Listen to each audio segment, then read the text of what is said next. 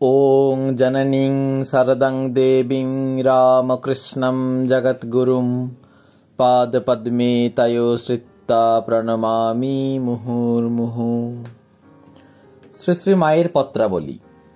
এই চিঠিটি ভগিনী নিবেদিতাকে লিখিত। জয়রামবাটি থেকে 21শে চৈত্র। শুভাশীর্বাদ রসায় সন্তু। স্নেহের খুকি নিবেদিতা, তুমি আমার ভালোবাসা জানিও। তুমি আমার নিত্য শান্তির জন্য শ্রী ভগবানের নিকট প্রার্থনা করিয়াছ জানিয়া আনন্দিত হইলাম। তুমি সেই সদানন্দময়ী মার প্রতিমূর্তি। আমার কাছে তোমার যে ফটোটি রহিয়াছে তাহার দিকে অনেক সময় চাহিয়া থাকি। তখন মনে হয় তুমি যেন আমাদের মধ্যেই রহিয়াছ। তুমি কবে কোন বৎসরে ফিরিয়া আসিবে তাহার জন্য ব্যাকুল হইয়া থাকি। তোমার ব্রহ্মচর্যপুত হৃদয়ে আমার জন্য যে প্রার্থনা জাগিয়াছে তাহা যেন পূরণ হয়। আমার শারীরিক কুশল, আমি আনন্দে আছি। ভগবানের নিকট সর্বদা প্রার্থনা তিনি তোমার উদ্যমে সহায় হন এবং তোমাকে দৃঢ় ও সুখী করুন। তুমি সত্বর ভালোই ভালোই ফিরিয়া এসো, ইহাও প্রার্থনা করি। ভারতবর্ষে মেয়েদের আশ্রম সম্বন্ধে তোমার অভিলাষ তিনি পূরণ করুন।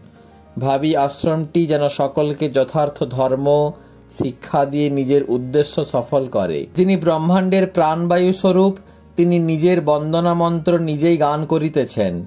তুমি সেই নশ্বর সকল বস্তুর মধ্যেই নিত্য সঙ্গীত শুনিতেছ। বৃক্ষলতা, পশু পক্ষী, পাহাড় পর্বত সকলই প্রভুর স্তোত্র গাহিতেছে। দক্ষিণেশ্বরের বটবৃক্ষ মা কালীর গান করিতেছে, নিশ্চয় জানিও। যাহার কান আছে সে শুনিতে পায়।